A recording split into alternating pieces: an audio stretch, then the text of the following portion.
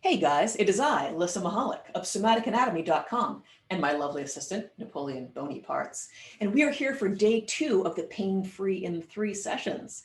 Yes, we are. Yesterday, we talked about releasing the lower back from your pelvis. This is super effective, super fast.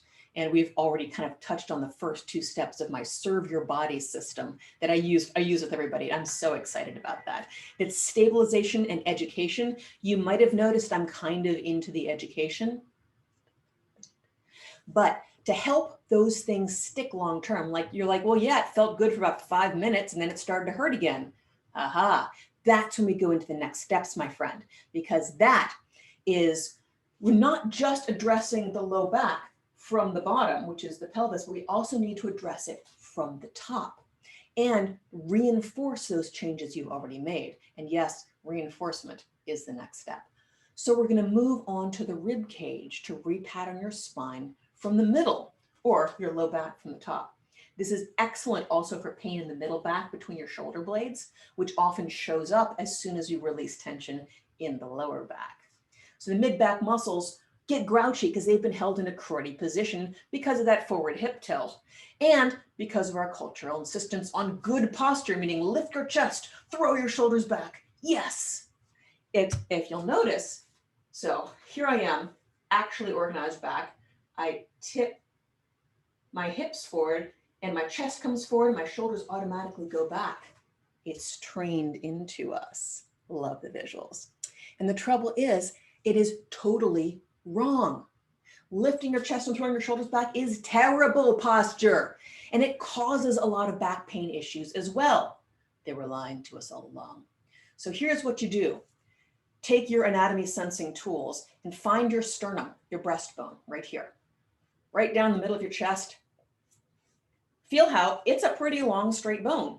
And if it's pointing forward, that's not cool. It should be pointing straight down. The bottom of your sternum should be pointing to your pubic bone. Yes, I've just touched my pubic bone in front of you. We're all friends now. So ignore the part of you that says, but I'm not standing up straight, because that part of you has been systematically lied to by the military industrial postural complex, and it needs to be gently brought into the light of anatomically correct alignment. Here's the advanced work. And hopefully you'll still be able to hear me, because I'm going to go over here and stand up against a wall. Excuse me, Bonnie. You can press your pelvis, the base of your rib cage, reach back and find it. Pelvis, base of the rib cage, shoulder blades, and head against the wall. That's going to feel weird. Your feet want to be about 1 foot length ahead of you so that you can actually do this without damaging yourself. This is what it feels like. You'll notice the bottom of your sternum is now pointed to your pubic bone. Boom.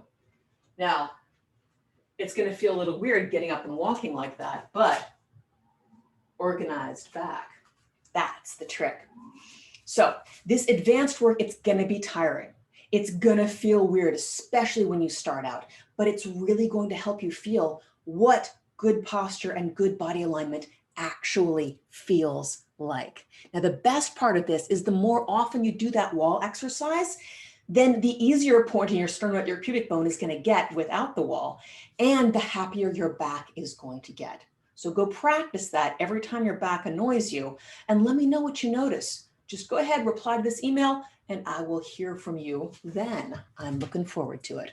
I will see you tomorrow.